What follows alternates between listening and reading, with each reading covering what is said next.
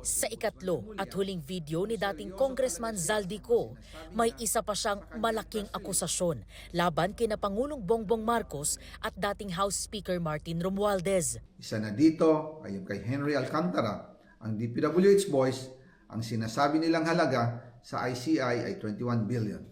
Hindi po totoo yan. Ang totoong numero ay 56 billion pesos at yung pong halaga na yan ay kay Pangulong Bongbong Marcos at Martin Romualdez na punta lahat.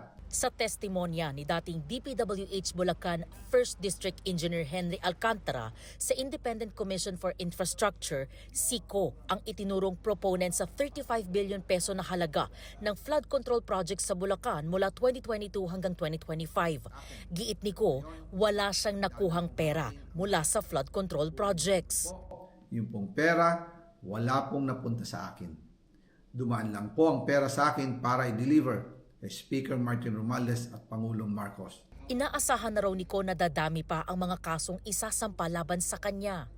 Ginagamit ng administrasyon ang buong resources ng bansa para tumahimik ako, para masira ang aking kredibilidad. Ayon pa kay Ko, sinabihan siya ni Romualdez na huwag umuwi sa Pilipinas dahil delikado raw.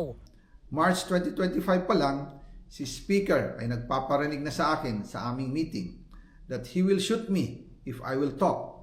At pagkatapos niyang sabihin sa akin in a phone call na don't come home, we will take care of you, tumawag ulit si Speaker Martin at sinabihan niya ako na pag umuwi ako will be dangerous.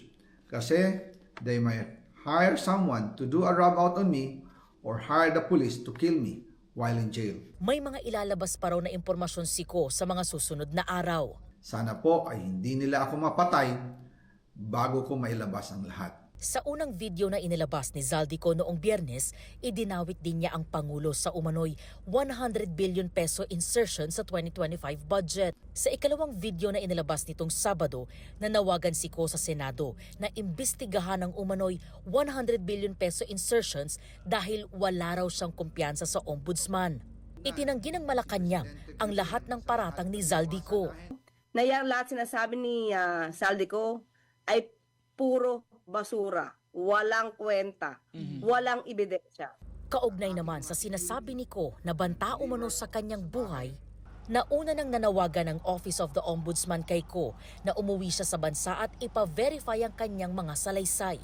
Kung hustisya raw ang layunin ni Ko, dapat dumaan siya sa tamang proseso at hindi sa ingay.